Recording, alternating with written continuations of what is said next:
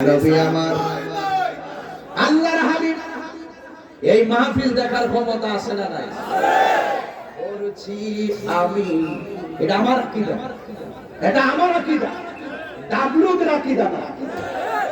W মার্কে কিছু মৌলবী আছে, এরা মনে করে এই জলম থেকে মদিনা বহুদূর। আমরা মনে করি মদিনা ওয়ালার জন্য এই জলম হাতের তালুর মধ্যে। কথা বলেন ঠিক না বেঠে? এই জন্য বলছি, করছি আমি নাতে রাসূল পাশে নূরের নবী, নাতে রাসূল শুনে নবী দিলেন মুস্কি হাসি। জোরে জোরে কি আল্লাহু আকবার বলা যাবে না? জন্ম আমার নবী যুগে,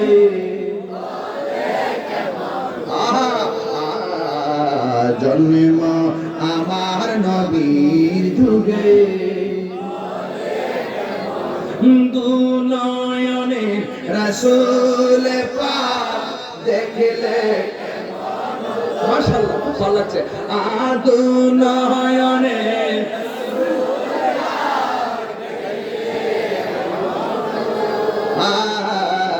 জন্ম আমার নবীর যুগে, একটা জবান বন্ধ রাখবেন না, মহব্বতে মায়ার সুরে বলুন ইয়া রাসূলুল্লাহ। ও বন্ধুরি, ও জনমের বাবা, কি ভাষায় নবীকে চিনা বলে বাবা। যার তকদির ভালো বেশি বলা লাগে না, যার তকদির ভালো না সারা জীবন বুঝাইলেও কোনো কাজ হবে না। কথা বলেন ঠিক কিনা? আমি বলছি, রাসূল বলছেন ইন্নাল্লাহা সাওয়ালিয়াল আরদা ফারাআইতু মাশারিকাহা ওয়া মাগারিবাহা। আমার নবী বলেন সারাটা পৃথিবী আমার কাছে মাশরিক থেকে মাগরিব, শিমাল থেকে জনুব, উপর থেকে নিচ পর্যন্ত আল্লাহ রাব্বুল আলামিন আমার কাছে এমন ছোট করে দিয়েছেন, আমি সব হাতের তালুর মধ্যে দেখতে পারি। সুতরাং এই হাদিস দ্বারা প্রমাণ হয়ে যায়।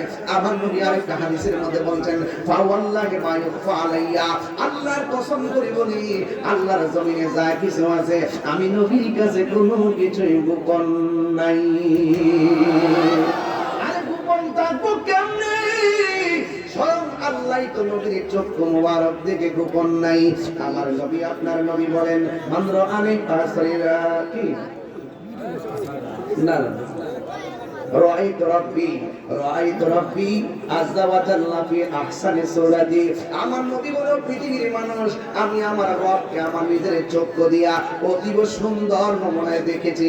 শুধুমাত্র দেখি নাই, আমি আল্লাহর কাছে গিয়েছি, আমার আল্লাহ আমার কাঁধ মুবারকের মধ্যে হাত দিয়েছেন, হাত মুবারক রেখেছেন, আমার কাছে ঠান্ডা ঠান্ডা অনুভব লেগেছে। আমার নবী ডাক দিয়ে সেদিকে যাব না।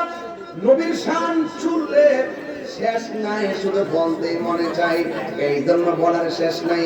আমার নবী আপনার নবী ডাক দিয়ে বলে আবু বকর, যদি এখন মরণের প্রশ্ন আসে, দিনকে কায়েম করতে যাইয়া, হককে কায়েম করতে যাইয়া, আল্লাহর বিধানকে কায়েম করতে যাইয়া যদি জীবন দেওয়ার প্রশ্ন আসে, সর্বপ্রথম কে তোমরা 40 জনের মধ্যে জীবন দিবা। ওই মুহূর্তে একটা সাহাবী লাব্বাইক ইয়া রাসূলুল্লাহ বলে দাঁড়ায় গেছে, যার নাম হলো হযরত সিদ্দিক আকবর। জোরে কি সুবহানাল্লাহ বলা যাবে না? চতুর্দিকে কাফের। ওই মুহূর্তে দাঁড়ায় যাওয়াটা সাধারণ দাঁড়ায় যাওয়ার মতো নয়। আপনারা যারা দাঁড়ায় রয়েছেন এমন দাঁড়ানোর মতো নয়। আপনারাও আসে, আমরাও আসে, তবে আপনাদের দামটা অনেক বেশি আছে রে বাবা। আমার নবীর প্রশ্ন করছে, নবী গো আমাদের চাইতে দামি কোন উম্মত দুনিয়াতে আপনার আসেনি। আমরা আপনার পিছে নামাজ পড়ি, আমরা আপনার পিছে আপনার সঙ্গে ইফতার করি, আমরা আপনার সঙ্গে জিহাদ করি, আমাদের চাইতে কোনো দামি কেউ আসেনি। আমার নবী বলেন সাহাবীরা তোমরা সাহাবী হিসেবে সম্মানিত, কিন্তু এই পৃথিবীতে এমন সম্প্রদায় গুলো আসবে আমার উম্মত তোমরা আমাকে দেখা পাগল, ওরা আমাকে না দেখায় পাগল হতে যাবে। ওরা আমার না দেখায় পাগল হয়ে যাবে। আরে বড়রা জলমের কুলা বন্ধুরা দেখে আমার মনে হয়ে গেছে তায়েফের জমিনে কাফেররা নবীর দিককে পাথর মারছে, তাজা তাজা যুবকরা পাথর মারছে, আর গরুর ফুলাফানগুলা যে নবীর পাগল কেমনে দাঁড়ায় গেছে, রাত্রে খাবার খাই না, পাগলের মতো বয়া বয়া তাকে রইছে। আমার তো মনে হয় ওই তায়েফের জমিনে ওই যুবকরা নবীর পাথর মারছে, এই যুবকগুলা যদি সেই জায়গায় থাকতো, পাথরের বরাবর নিজের বুকটা পাইতে দিত, মোস্তফার বদন মোবারকে একটা পাথরের আঘাত লাগতে দিত না।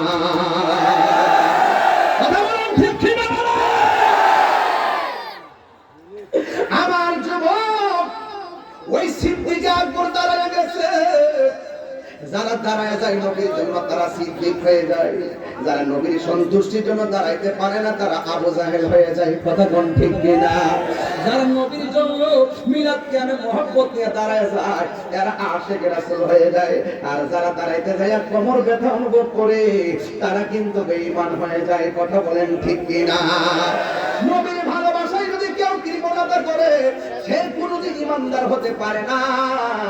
সিদ্দিক আকবর যখন দাঁড়ায় গেছে, কাফেররা তখন হেতে মরতে আসছে, এই কাফেররা হাতের মধ্যে পাথর নিয়া এমন ভাবে পাথর মারলো, মাথার মধ্যে পাথর, বডির মধ্যে পাথর, সাহাবীরা নবীরে জড়ায়া ধইরা ঘরের মধ্যে নিয়ে গেল।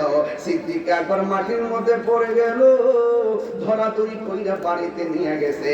তার জনম দুঃখিনী মা যদি এখন ইসলাম ধর্ম গ্রহণ করে নাই, সে ডাক দিয়ে ফুটিরে তোমার কি অবস্থা?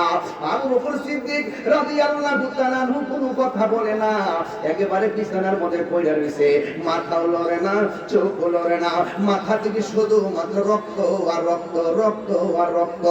মা ডাক দিয়ে কই, বাবা ও বাবা তোমার শরীরটা কেমন লাগে? সিদ্দিক আকবর চোখটা মিরমিরে ছায়া করে, আম্মা আমার জিগায়েন না আমি কেমন আছি, আগে আমার কানের কাছে মুখটা লাগায় কন্যা রাহমাতুল লিল আলামিন কেমন আছে?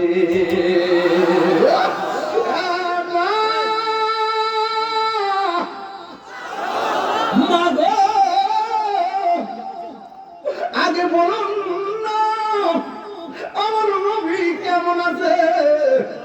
মা ডাক দিয়ে যে পুত্রী অল্প কটা পানি পান কর, শরীরে শক্তি লাগো।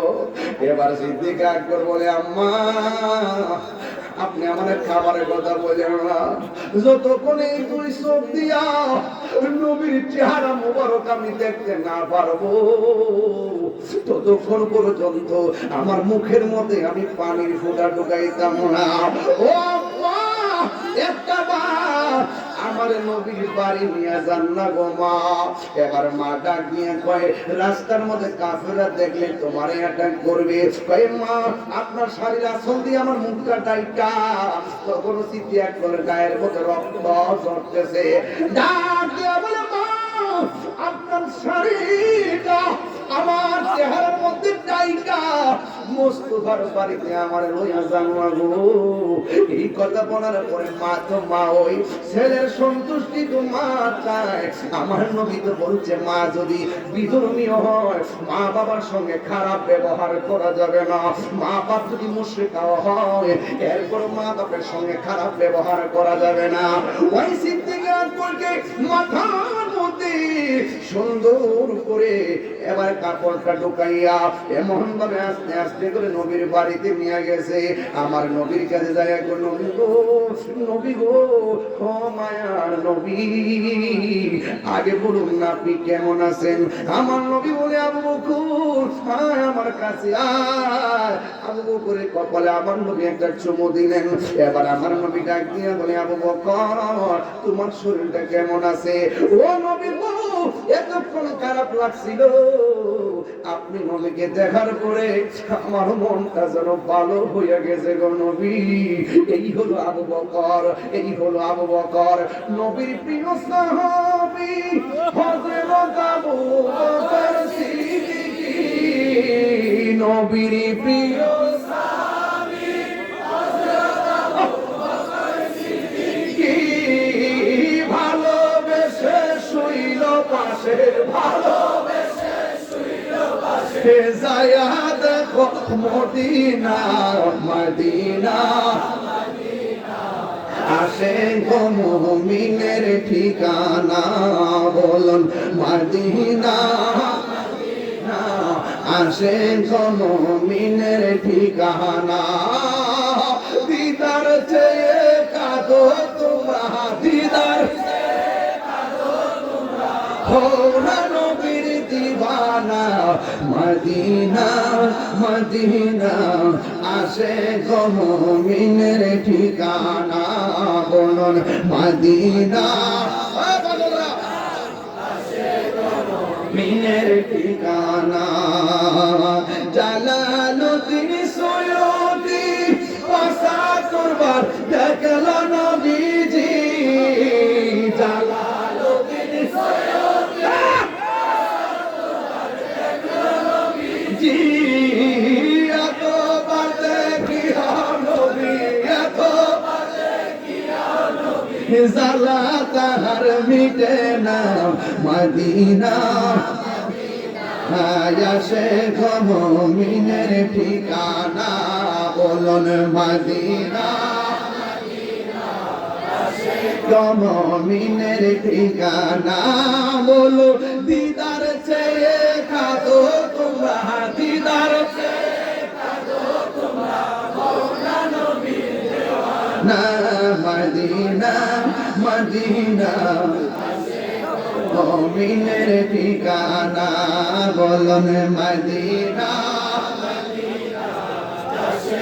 মুমিনের ঠিকানা একটা জবান বন্ধ রাখবেন না মহব্বতে মায়ার সুরে বলুন আল্লাহু আকবার আমার নবীর মজলিসে আঘাত করলো আমার নবী পাল্টা আঘাত করে নাই আমার নবী বলছে আবু বকর এরা বোঝে নাই আল্লাহু আকবার জোরে কর আরে জিবরাইল তো বারবার ডাক দিয়া বলছে নবী গো একটাবার হুকুম দেন না যেই অন্যায় আপনার সঙ্গে করতেছে এদেরকে পাহাড় নিচে ফেলে মেরে দেই আল্লাহর হাবিব ডাক দিয়া বলে জিবরাইল আমি নবী তো রাহমাতুল লিল আলামিন কথা কোন ঠিক কিনা ওই আমার নবী আপনার নবী রাহমাতুল লিল আলামিন আদর্শ হলো ক্ষমা করে দিতেন আর সত্য যেটা মানুষের সামনে প্রেজেন্টেশন করতেন আজকে দেখা যায় মানুষ গায়ে পুরা ঝগড়া লাগাইতে চাই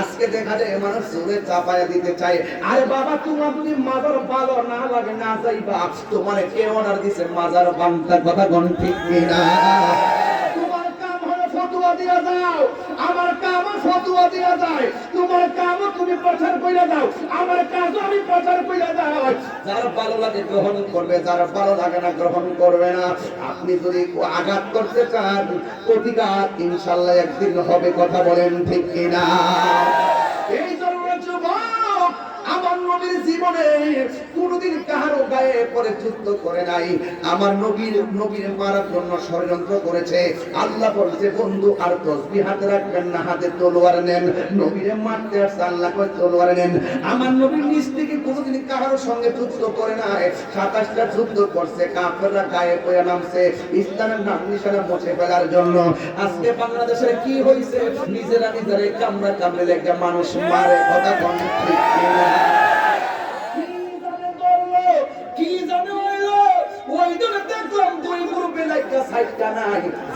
সন্তান মারা গেছে সে বুঝে সন্তান হারা ব্যথা কত কথা বলেন ঠিক কিনা আরে ভাই নিজেরা কামড়ে লাগছে কিসের জন্য চেয়ারের জন্য রাখতে পারি চেয়ার সেই ক্ষমতায় আপন ভাই রক্ত ঝরাতে হয় সেই ক্ষমতা আমরা চাই না কথা বলেন ঠিক কিনা রক্তের রাজনীতি বন্ধ করো মুখ দেখাইতে পারি না লজ্জা সারা বিশ্ব আমাদেরকে কিভাবে তুলে ধরছে আপন নাই পর নাই স্বার্থের জন্য মানুষকে বলি করে দেওয়া মানুষকে মেরে ফেলা আমরা মুখ দেখাইতে পারি না তোমাদের এই সমস্ত চরিত্রের কারণে কথা বলে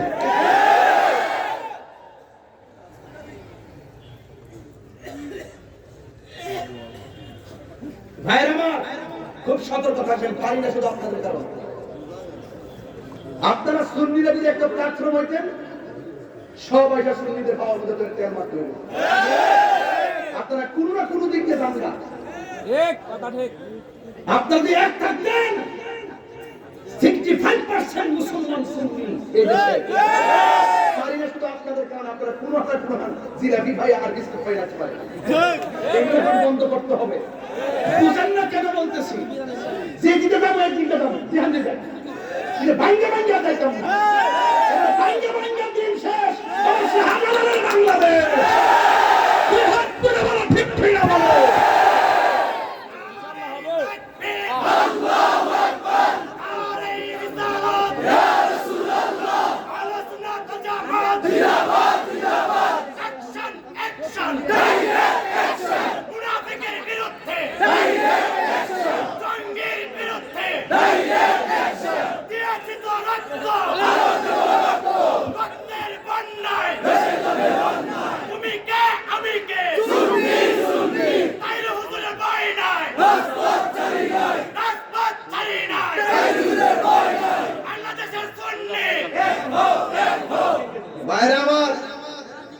এই যে মানুষগুলো আজকে আসছেন সব কি সুন্নি না?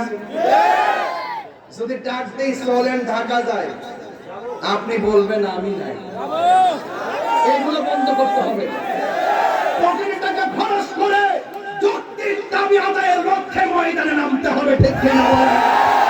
ওই যে অনেকে দুই হাত তো উঠে নাই, হাত তুলে বলেন ঠিক কিনা বলেন? আমরা কি আগের মতো থাকবো? আগের মতো আমরা বিচ্ছিন্ন থাকবো না। আমরা সব ঐক্যবদ্ধ হবো, কথা বলেন ঠিক কিনা বলেন? এক থাকবেন। জীবনে কিন্তু মামলা খাই নাই, মামলা যেহেতু খাইছি তাহলে বুঝতে হবে দিন আসছে। দিন এক তাহিরি গেলে গেল, হাজার তাহিরি আসে না। তাহিরি আছে কিনা জানি না, তাহিরি তো আছে। কারা কারা এক হাত তুলুন তো দেখি, আবার দেখে লই মনটা খুলে লই। নারে তাকবীর, নারে রিসালাহ, নারে পাক পাঞ্জাত, আহলে সুন্নাত ওয়াল জামাত, নারে গাউসিয়া। হাত নামা। কষ্ট হইছে আপনাদের? মাঝে মাঝে দুই চারটা কথা পরে কথা গেছে দুইটা। বার হাওয়া কর বাবা রে। বাবা, আপনি যদি রাজনীতি পথ নিতে চান, আপনার টাকা আছে কিনা দেখবো, আপনার লোকজন আছে কিনা দেখবে। কিন্তু এক জায়গায় সম্পর্ক করতে গেলে টাকা পয়সা লাগে না, শুধু মহব্বত লাগে। এটা হচ্ছে রাহমাতুল লিল আলামিন। কথা বলেন ঠিক কিনা বলেন? আমরা নবীকে ভালোবাসতে গেলে কি টাকা লাগবে, পয়সা লাগবে, জনগণ লাগবে? যার যার ভালোবাসা উপরে করে দেন। টাকা নাই, মদিনা যাইতে পারেন না, দেখবেন মদিনাওয়ালা আপনার জলমের ভান্ডা করে হাজির হয়ে গেছে। নবী আসার ক্ষমতা আছে না নাই? আল্লাহ বলেন বন্ধু, এরা গোপনে একটা মিটিং করছে। কি করছে? আজকে যে আমি এখানে আইছি ওই যে নেতা করতে পারবো, কত ঝামেলা গেছে নি, কত যে ঝামেলা। তাহিরি ব্যাপারে কত ঝামেলা। আরে বাবা, এই তাহলে বুঝাই নাই বাবা, বুঝাই নাই। আর 10 মিনিট সময় দিন আমারে, 10 মিনিট দিবেন ইনশাআল্লাহ। 1 ঘন্টা 10 মিনিট হয়ে গেছে, স্টিল আইছি। আর হাওয়া জোরে কর, মন হইছে 20 মিনিট গেছে। টাইমের সময় কেমনে যায় বোঝা যায় না। তো তাহিরি নতুন কেউ না। আমারে সেটাইলে আমি সেটি, আমারে ধরলে আমি ধরি, আমার সঙ্গে একটু ভালো ব্যবহার করেন, আমি ওকে। কিন্তু নবীর বিরুদ্ধে কথা বলবেন, আপনাকে চেনার দায় আমার নাই। এটা কন্ট্রাক্টমেন্ট, এর স্পৃহা আমার। কোন সম্পদ নাই, নবী আছে। কথা কোন ঠিক কিনা? রাসূল বলছেন, আল্লাহ বলছেন বন্ধু ওরা মিটিং করছে। উপেনে না গোপনে? কথা কোন গোপনে? উপেনে না গোপনে? তো এই বাবা একটু বাড়ি দিয়ে দাও। আরে কি একটু পরে করে দেখে না, যাও বাবা এদিকে কি এত বড় মাঠ জায়গা হবে? এবারে তো মনে পিছনে আছেন না, হাই স্কুল একটা ঘুরত নিয়ে আসছেন না, একবার শেষ মতো নিয়ে এসেছেন, এরপর অবস্থা এই অবস্থা। আহা, এটা হলো নবীর প্রেমিকদের জোয়ার। এরা তো কাফেররা মিটিং করছে গোপনে না ওপেনে? কাফেরের কাছে যেটা গোপন, ওপেন কার কাছে? ওয়া মাকারু ওয়া মাকারুল্লাহ।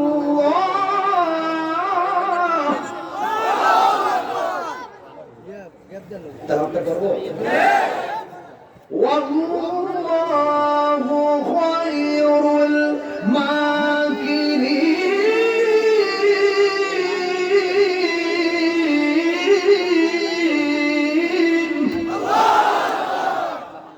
যতই ষড়যন্ত্র করস, ষড়যন্ত্রের জবাব দিবেন একজন, জনগণ তিনি কে? আরো জোরে, উত্তম পরিকল্পনাকারী কে? আল্লাহ ডাক দিবে বন্ধু, ওরা গোপনে মিটিং করছে আপনাকে মারবে। নাউজুবিল্লাহ বলেন না কেন? রাসূল বলছেন আল্লাহ আমার 6টা মর্যাদা দিয়েছে, 6টা মর্যাদা পৃথিবীর কোনো নবী রাসূলকে দেয় নাই। এর মধ্যে একটা হলো আমি দুনিয়াতে এসেছি, প্রত্যেক নবীদের জন্য এক একটা এরিয়া ছিল নামাজের, আর আমার জন্য সারা পৃথিবীর মসজিদ, সারা পৃথিবীর জমিনটাকে আল্লাহ আমার জন্য, আমার উম্মতের জন্য মসজিদ বানাই দিয়েছে।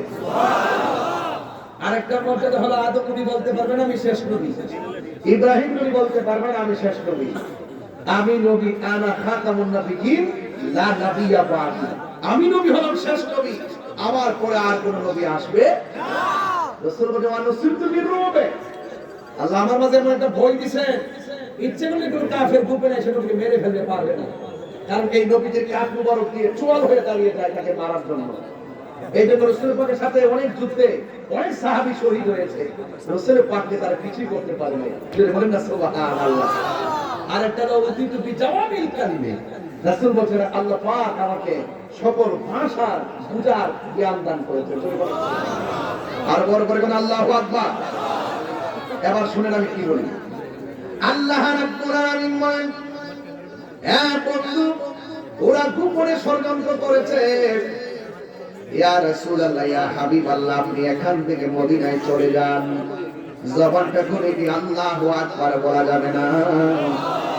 আল্লাহ অর্ডার করেছে, আমার নবী যারা অত্যাচার করেছে তাদের সঙ্গে যুদ্ধের ঘোষণা করে নাই, আমার নবী আল্লাহর অর্ডারে মক্কা থেকে মদিনায় চলে যাবেন। দেখবেন কেমনে শান্তি নবী আনেন, বিনা রক্তপাতে, বিনা যুদ্ধে নবী শান্তি কেমনে নাযিল করেছেন। জোরে কোন সুবহানাল্লাহ। আমরা তো মনে করি যুদ্ধ করে শান্তি আনতে হবে, যুদ্ধ চাই না, শান্তি চাই। কি চাই? শান্তি চাই। এসে কয়েকদিন আগে একজন মারছে, ইন্ডিয়ার লেগে যেতে বলল, ইন্ডিয়ার যুদ্ধ লেগে যেতে বলল, যুদ্ধ লেগে কি শান্তি আইব? যুদ্ধ লাগলে কি শান্তি আসবে? পার্শ্ববর্তী দেশ ভারত, পাকিস্তান, চীন, এদের সঙ্গে যুদ্ধ লাগলে কি আমাদের দেশে শান্তি আসবে? একটা উস্কানি মারছে, আবার বলতেছে কয় ওই আগরতলা সাইজ করার জন্য ব্রাহ্মণবাড়ি যথেষ্ট। এটা হলো পাতলা কথা, এগুলো কি কথা? পাতলা কথা বলা যাবে না। রাষ্ট্রের অস্থিতিশীল, রাষ্ট্রকে অস্থির করতে গিয়ে পাতলা কথার দ্বারা যদি রাষ্ট্র অস্থিতিশীল হয়ে যায়, এই সমস্ত কথা বলা যাবে না। আমরা যুদ্ধ চাই না। আমার প্রশ্ন হলো, যদি কেউ শহীদ চায়, এই বাংলাদেশের 1 ইঞ্চি মাটি নেওয়ার ষড়যন্ত্র করে, শুধু আপনি একা কেন, সবাই মিলে তার বিরুদ্ধে দাঁড়িয়ে পড়বে। আর বুঝুন আপনি গায়ে পড়ে যায় যুদ্ধ করবেন, এত কামড়া গেলে এই কামড়া কামড়ি বন্ধ করে দেখেন না, 2 দিন নাচে আর ভাবা বড় হয়ে গেছে। এগুলো হলো বাংলাদেশের মানুষকে বেকুব পাইছে, হুজুকে বাঙালি হয়ে গেছে সব। এগুলো বলা যাবে না। আমরা আমাদের দেশকে আমাদের মতো করে সাজাবো, কথা বলে ঠিক কিনা?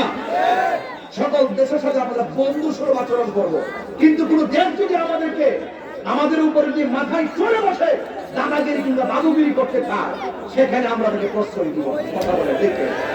এগুলো হলো রাজনৈতিক সিস্টেম, রাজনীতি আমি আমরা পছন্দ করি না। এগুলো সিস্টেম, গায়ে করে ঝগড়া বাঁধাবেন না, যুদ্ধ কোনো শান্তি আসে না, আনে না। আল্লাহ বলছেন বন্ধু আপনি চলে যান, ওরা ষড়যন্ত্র করতে আপনাকে মেরে ফেলাবেন। তো হুকুম করছে কে? ঠাস করে আমার নবী মাওলা আলী রাদিয়াল্লাহু তাআলা ডাক দিয়ে গালি, গো আমি তো রাত্রে একদিন থামুকা, আমি যখন চলে যাব আমার বিছানার মধ্যে আপনি শুয়ে থাকবেন। সুবহানাল্লাহ বলবেন না? আর ওই দিন যে সিদ্দিকও বলে বলছে, আবু বকর আমাকে তো আল্লাহ অর্ডার করেছেন চলে যাওয়ার জন্য, আমি তো চলে যেতে হবে। সিদ্দিক হাত করে বলতেছেন, ইয়া রাসূলুল্লাহ আপনি কি আপনার ইচ্ছায় যাচ্ছেন নাকি আল্লাহর ইচ্ছায়? আল্লাহর ইচ্ছায়। আল্লাহর ইচ্ছা যদি যায় থাকেন আমি বাধা দিব না, তবে আপনি রাসূলকে দেখলে আমার 7 দিনের ক্ষুধা দূর হয়ে যেত। ইয়া রাসূলুল্লাহ, ইয়া হাবিবাল্লাহ, নবী গো, ও মায়ার নবীজি, আপনাকে একদিন দেখলে ক্ষুধা লেগে যেত, আপনাকে দেখলেই আমার 7 দিনের ক্ষুধা দূর হয়ে যেত গো নবী। ইয়া রাসূলুল্লাহ, ইয়া হাবিবাল্লাহ, আমি কেমনে থাকবো? আবু বকর সিদ্দিক রাদিয়াল্লাহু তাআলা আনহু চোখের পানি দেখে আমার নবী ডাক দিয়া বলে, আবু বকর, ও আবু বকর, চিন্তা করো না, আমি নবী যেই দিন যাব তুমি আবু বকরকে সাথে করে নিয়ে যাব। আমার নবীর সঙ্গী হইতে যাইয়া সিদ্দিক আকবর ভালোবাসা দিয়েছেন, আমার নবী সিদ্দিক আকবরকে করে নিয়েছেন। একদিন রাতের বেলা আমার নবী ঘর থেকে বের হলেন, আর হযরত মাওলানা আলী রাদিয়াল্লাহু তাআলা আনহু বিছানার মধ্যে সুন্দর করে শুয়ে গেলেন। আল্লাহর হাবিব সাল্লাল্লাহু তাআলা আলাইহি ওয়াসাল্লামের বিছানায় যখন হযরতে আলী রাদিয়াল্লাহু তাআলা আনহু শুয়ে গেলেন, কাফেররা যে ঘরে ঢুকবে সেটা আলী রাদিয়াল্লাহু তাআলা আনহু জানে। কাফেররা যে নবী মনে করে সিদ্দিক আকবরকে মেরে ফেলতে পারে এটাও জানে। হযরতে মাওলানা আলী রাদিয়াল্লাহু তাআলা আনহুকে জিজ্ঞাসা করা হয়, আলী গো, আপনি যে নবীর বিছানায় শুয়ে রইলেন, আপনি মুখের মধ্যে অনেকগুলো কাপড় দিয়ে শুয়ে রইলেন, কাফেররা যদি আপনি আলীকে নবী মনে করে মেরে ফেলতো তাইলে আপনি কি করতেন? হযরতে মাওলানা আলী রাদিয়াল্লাহু তাআলা আনহু ডাক দিয়া বলেন, হ্যাঁ নবীর প্রেমিকের দল, তোমরা আমাকে বলতেছো আমাকে নবী মনে করে ওরা যদি মেরে ফেলতো আমি কি করতাম? কিন্তু না না, আমি তো এই কথা একটা বারের জন্য চিন্তা করি নাই। আমার নবী যখন হিজরতের জন্য রওনা দিয়েছে, আমার নবী আমাকে বলেছেন, হে আলী রে, তুমি আমার বিছানায় শুয়ে থাকো, অতি শীঘ্রই তোমার সঙ্গে আমার দেখা হবে সোনার মদিনায়। আর জোরে জোরে কন্যা আল্লাহু আকবার।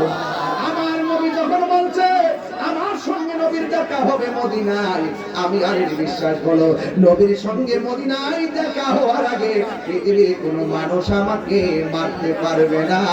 এটা হলো সাহাবায়ে কেরামদের বিশ্বাস, কথা বলেন ঠিক কিনা? আর এই দিক দিয়ে আমার নবী রাতের বেলা সেই মাত্র চলে গেছে সিদ্দিক আকবরের বাড়িতে, যাইয়া ঘরের মধ্যে যখন টোকা দিয়েছে, এইভাবে আমার নবী টোকা দিলে ফাঁকা আল বাপ, দরজার মধ্যে যখন টোকা দিলেন, আমার নবী বলছে, ইয়া আবু বকর, সেই মাত্র সিদ্দিক আকবরকে ডাক দিয়েছেন।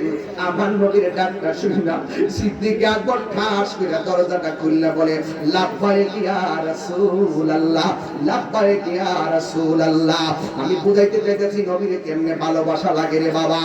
এবার আমার নবী ডাক দিয়ে কই, হে আবু বকর, তোমার আমি আজকে বলি নাই যে আমি আসবো, এমন ভাবে দাঁড়ায় রইছো যেন মনে হয় আমি নবী আগেই বলছি আজকে আসবো। হে আবু বকর, এত রাত্র হয়ে গেছে, আমি এত আগে বলেছি আমি একদিন রাতে যাব, আজকে রাতের বেলা যে যাব, আমি তো তোমারে কিছু বলি নাই। আমি যে তোমাকে ডাক্তার দেওয়ার সাথে সাথে তুমি দাঁড়ায় গেলা। হে আবু বকর, তুমি কি ঘুমাও নাই? সিদ্দিক আকবর ডাক দিয়া বলে, ইয়া এই আল্লাহু আকবার হবে। সিদ্দিক আকবর ডাক দিয়া বলে, ইয়া রাসূলুল্লাহ, নবী গো,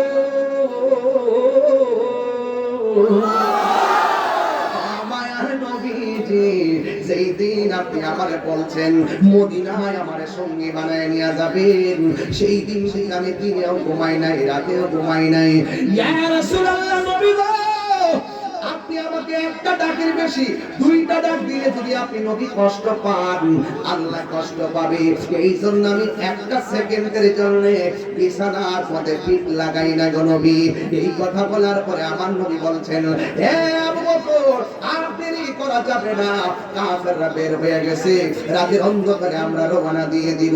সিদ্দিক আকবর নবীর পিছনে পিছনে যায়, আমার নবী সামনে সামনে যায়। আমার নবী যখন সামনে যায়, ওই মুহূর্তে আমার নবীকে সিদ্দিক আকবর ডাক দিয়ে বলে, ইয়া রাসূলুল্লাহ, এতক্ষণ আমি আপনার পিছনে গিয়েছি, এখন একটু আপনার সামনে আমি যাব। আমার নবী বলে, আবু বকর, তুমি কি জানো না নবী রাসূলদের অগ্রগামী হওয়া যায় না, নবী রাসূলদের সামনে জোরে কথা বলা যায় না, তুমি কেন আমার সামনে যাইবা? ইয়া রাসূলুল্লাহ, নবী সামনের বাড়িটা একটা কাফেরের বাড়ি, ওই কাফেররা তো আপনাকে তালাশ করতেছে, যদি আপনার রাস্তার মধ্যে দেখতে বলায় কাফের বাড়ি থেকে আপনার সিনা মুবারকের বরাবর ওরা তীর মেরে আপনাকে আঘাত করতে পারে। ইয়া রাসূলুল্লাহ, নবী আপনার সামনে আমি থাকতে চাই, একটা বুঝি না, দুইটা বুঝি না, যত তীর আসে আমি আবু বকরের সিনার মধ্যে নিয়ে নিব, কিন্তু আপনার বদন মুবারকে একটা তীরের আঘাতও আমি লাগতে দিব না। এইভাবে যাইতে যাইতে অনেক দূর পর্যন্ত পর্যন্ত গিয়েছে। হঠাৎ করে আমার নবী আপনার নবী একটা গুহার ভিতরে আমার নবী গিয়ে ঢুকলেন। গুহার মধ্যে ঢোকার পরে সিদ্দিক আকবর বলেন, আমি দেখলাম গুহার ভিতরে অনেকগুলা গর্ত দেখা যায়, প্রত্যেকটা গর্তের মুখের মধ্যে একটা করে সাপ দেখা যায়। আমি দেখলাম শুধু গুহার মুখ আছে, পিছন দিক দিয়ে গুহার কোনো রাস্তা নাই, ডানে রাস্তা নাই, বামে রাস্তা নাই, এমন একটা গুহা। আল্লাহ আমারে সুযোগ দিয়েছে, ওই গুহাটা দেখার জন্য আমি গিয়েছিলাম রে বাবা। ও বন্ধু রে, ও জনমের বাবা, এই ওয়াজটা কেন করতেছি জানেননি? এই কিশোর বয়সের পোলাপানগুলা ইতিহাস সম্পর্কে জানে না, এদেরকে ইতিহাস জানাইতে হবে, এদেরকে ঘটনা জানাইতে হবে। মুরব্বীরা জানলে ছোট্ট পোলাপানদেরকে জানাইতে হবে, কারণ এরাই তো আগামী দিনের ভবিষ্যৎ। কথা বলেন ঠিক কিনা? ওই সিদ্দিক আকবর গুহার ভিতরে যখন ঢুকছে, আমার নবী আপনার নবী রাহমাতুল লিল আলামিন ডাক দিয়ে বলে, আবু বকর, আমার একটু ক্লান্তি লেগেছে, আমি একটু আরাম করব। সিদ্দিক আকবর নবী পাককে এই হাঁটুর মধ্যে, এই উরু মুবারকের ভিতরে আমার নবীর পালিশ বানায়া দিয়েছে। জোরে জোরে কি আল্লাহু আকবার বলা যাবে না? হায় হায় রে, কেমনে ওয়াজটা বোঝায় তার ভালোবাসা কারে কয়। সিদ্দিক আকবর দেখতেছেন প্রত্যেকটা মুখের মধ্যে সাপ, এই সাপগুলা যেন নবীর সুবল দিতে না পারে, নিজের কাপড়গুলা দাঁত দিয়ে কামড়ায় কামড়াইয়া সিরা সিরা গেঞ্জি পাঞ্জাবি সিরা সিরা প্রত্যেকটা মুখের মধ্যে কাপড় লাগাইয়া দিছে, আমার নবীকে যেন কামড় দিতে না পারে। বন্ধু রে, যেন কোনো অনিষ্ট করতে না পারে। ওই মুহূর্তে আমার নবী আপনার নবী রাহমাতুল লিল আলামিন ঘুমাইতেছে, আর গায়ের কাপড়গুলো সিরা সিরা একেবারে মুখের মধ্যে বন্ধ করে দিল, সব ছিদ্র বন্ধ করছে, সাপ যেন সুমুল দিতে না পারে, দংশন করতে না পারে। আমার নবী তো আরাম করতেছে, ওই মুহূর্তে একটা ছিদ্র বাকি রয়ে গেছে, এই ছিদ্রটা সিদ্দিক আকবরের একটা পা দিয়া ওই ছিদ্রটারে বন্ধ করলো। যেই মাত্র পা দিয়া ছিদ্রটা বন্ধ করলো, আমার নবী ঘুমাইতেছেন। আপনারা জবান খুলে বলেন, নবীর চক্ষু যদিও ঘুমায়, অন্তর চক্ষু খোলা আছে না নাই? আমার নবী তো সব জানে। আমার নবী আপনার নবী, হাইরে তুমি আমি ঘুমাইলে ওযু ভাঙ্গা যায়, নবী ঘুমাইলে ওযু ভাঙ্গে না, কারণ আমার নবী কাহারো মতো না। ও বন্ধু বন্ধু বন্ধু রে, আমার নবী আপনার নবী যখন ঘুমাইতেছেন, হঠাৎ করে নবীর গাল মুবারকের ভিতরে, গাল মুবারকের ভিতরে, গাল মুবারকের ভিতরে আবু বকর সিদ্দিক রাদিয়াল্লাহু তাআলা চক্ষু মুবারকের একটা ফোঁটা পড়ছে। আমার নবী আপনার নবী যখন ঘুমটা ভেঙে গিয়ে ডাক দিয়ে, ইয়া আবু বকর, তোমার চেহারাটা কালো কেন দেখা যায়, তোমার চেহারাটা মলিন মলিন কেন দেখা যায়? সিদ্দিক আকবর বলেন, নবী গো, মায়ার নবীজি, আপনি ঘুমিয়েছিলেন, এই দিক দিয়া একটা ছিদ্র ছিল, এই ছিদ্রটা আমি পা দিয়া বন্ধ করলাম, ওই জায়গার মধ্যে একটা সাপ ছিল, এই সাপটা আমার পায়ের মধ্যে চুমল দিছে, এই ব্যথাটা পা থেকে হাঁটু, হাঁটু থেকে কোমর, কোমর থেকে অল বডি পর্যন্ত সাপের ব্যথা ছায়া গেছে। এই ব্যথা তীব্র হয়ে যাওয়ার পর আমার চেহারাটা কালো হয়ে গেছে। ইয়া রাসূলুল্লাহ, অন্য কিছু না। আমার নবী ডাক দিয়ে, এত ব্যথা তুমি সহ্য করলা, আমার কেন ডাক দিলে না গো? ইয়া রাসূলুল্লাহ, আমার ব্যথার চাইতে আমার কাছে আপনার আরামটা বেশি মূল্যবান।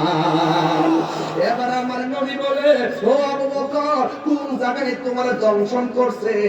এবার সিদ্দিক আকবর পাটা দেখা এলো, পাটা দেখানোর পর আমার নবী আপনার নবী রাহমাতুল লিল আলামিন এই নিজের থুতু মুবারকটারে, আরে কেন তাহিরি নবী নবী করে, দুলাল প্রধান কেন নবী নবী করে, আর আমার শাল হুজুর কেন নবী নবী করে, শাহপুরে তরবারে বিশ্বাস কেন নবী নবী করে, আর তোমরা আমার নবীরে আমরা মতো লইয়া নাচতেছ? নবীর থুতু মুবারক তো আমাদের মতো না, নবীর খাম মুবারক আমাদের মতো না, নবীর ছায়া মুবারক, নবী পাকের প্রস্তাব মুবারক আমাদের মতো না। ও যুবক, আমার নবী হলো নদীর বেমিসাল, সৃষ্টি জগতে কাহার সঙ্গে নবীর কোনো তুলনা। আমার নবী এইভাবে থুতু মুবারক লাগায় দেওয়ার পরে সিদ্দিক আকবরকে ডাক দিয়ে বলে, আবু বকর ব্যথা আসেনি গো। সিদ্দিক আকবর বলে, ইয়া রাসূলুল্লাহ, আল্লাহর কসম করে বলি, আপনি যখন থুতু মুবারকটা লাগাইছেন আমার ব্যথা সেকেন্ডের ভিতরে দূর হয়ে গেছে। এই মুহূর্তে আমার নবীর ডাক দিয়ে বলে, ইয়া রাসূলুল্লাহ, একটা গুহা, একটা মাত্র রাস্তা, ওই দিক দিয়ে তাকায় দেখেন না, কাফেররা আমরা দিকে আসতেছে। আল্লাহু আকবার বলা কি লাগে? হ্যাঁ, আবু বকরকে সাপে কাইটা ধ্বংস করিল, আঙ্গুল নবীর থুতু লাইটা পালা হয়ে গেল। মদিনা ওয়ালা দেশ বলে জাগানো মদিনায় রাখি আইতো সার। আল্লাহু আকবার বলে, সেদিকে যাব না রে বাবা।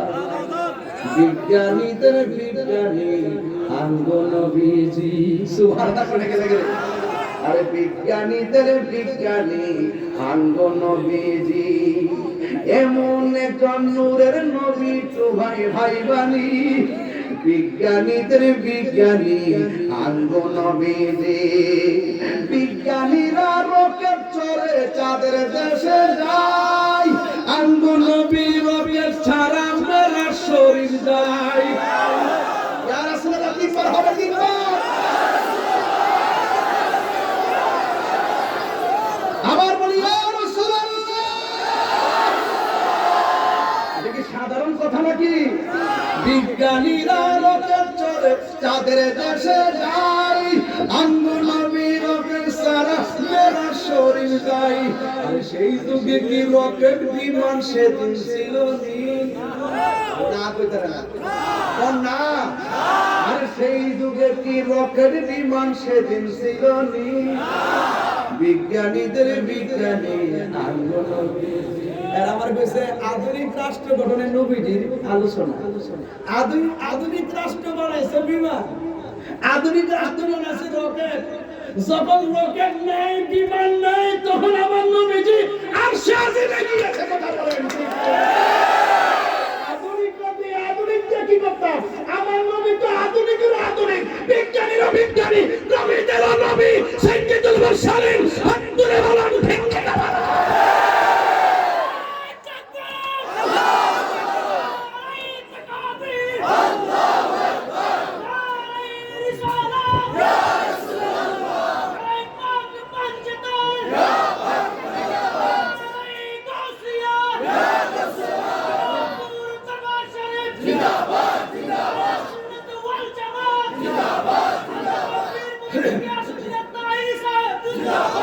মারহাবা কর না, মারহাবা। বাজান, আমি কিন্তু বেশি চিল্লাই দিতে আমার কষ্ট নেই না আপনারা। আমার যখন 6 জায়গা, এরা আমার নবীর শান আর কত কি বুঝে। এরা বুঝাই যে নবী বিয়ে করছে, আমরাও করছি। নবী ঘাটে ঘাটে যা, বাজারে যা, আমরাও যাই। আরে বলে নবীর আমর কানে গেছে, আর সাথে গেছে কি যা। ইনাতে হাস না। এইটার নাম হলো ডাব্লিউ। এটার নাম কি? ডাব্লিউ। এটাকে বুঝাই করতে আমরা এক্স ওয়াই জেড। কথা কোন ঠিক না বেঠি? আবু বকরকে সাথে কাইদা কষ্ট হইতেছে, ধ্বংস করিল, আঙ্গুল নবীর থুতু লাইগা পালা হই গেল। সেই যুগে কি উজা বাদ্যা সেদিন ছিল নি? আধুনিক রাষ্ট্র মানুষ উজা বাদ্যা ডাইতে আনে সাপ করব লাগে। আর আমার নবী থুতু মরণ লাগবে বলে না। যত আমরা সাধারণ না কেন, সবচেয়ে বড় মরণ হলো রাহমাতুল লিল আলামিন। আর আদর্শের সাগরে ডুব দিলে এই দেশ শান্তির দেশ হয়ে যাবে। তার আদর্শে ডুব দিলে এই বাড়ি আদর্শের বাড়ি হয়ে যাবে। তার আদর্শে ডুব দিলে আমার জীবন সোনার জীবন হয়ে যাবে। কথা বলেন কি? এছাড়া কোনো বিকল্প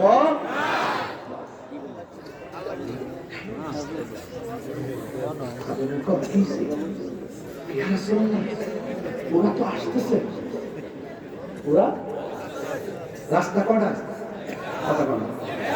পিছনে রাস্তা, ডানে, বামে, নিচে, উপরে, সামনে কয়টা? রাসূল বলছেন ইয়া আবু বকর লা তাহজান ইন্নাল্লাহা মা'ানা। সুবহানাল্লাহ।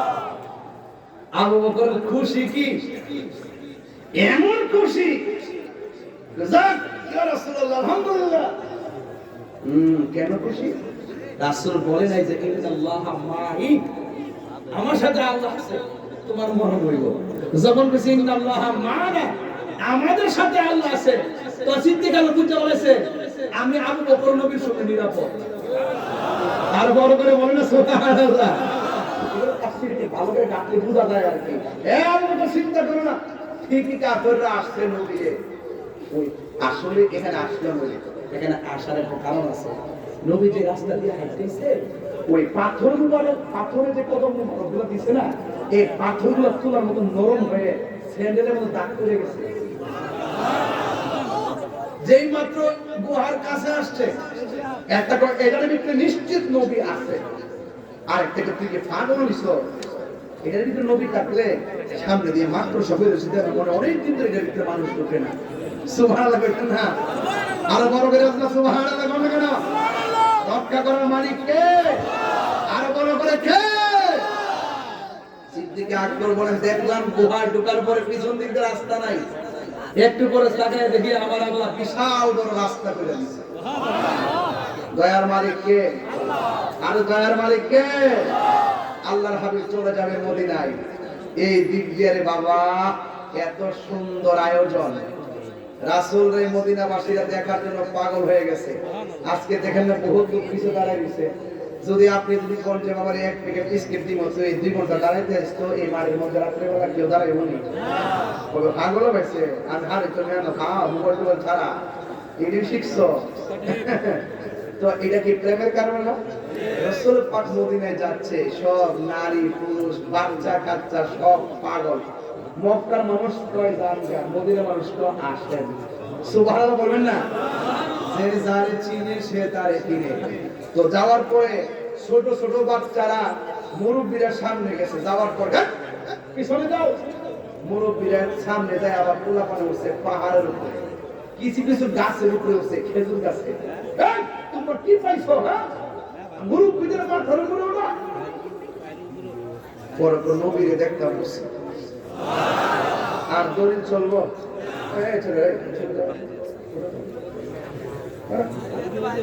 কি আসছে?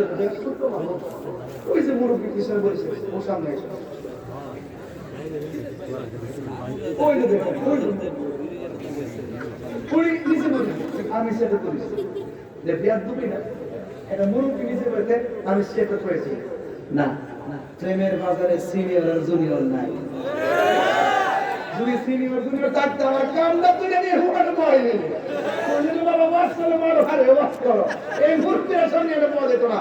এই জন্য নবীরে দেখার সামনে, নবীর আদর্শের বয়ানের সামনে সিনিয়র জুনিয়র নাই, সব হলো প্রেমের হিসাব।